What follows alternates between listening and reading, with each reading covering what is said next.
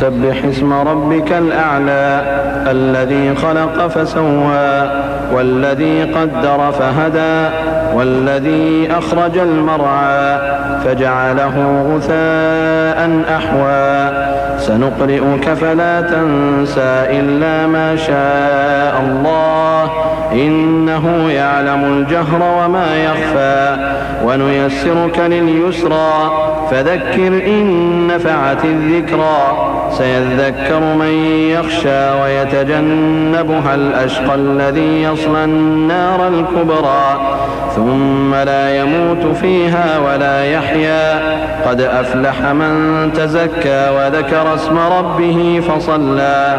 بل تؤثرون الحياة الدنيا والآخرة خير وأبقى إن هذا لفي الصحف الأولى صحف إبراهيم وموسى.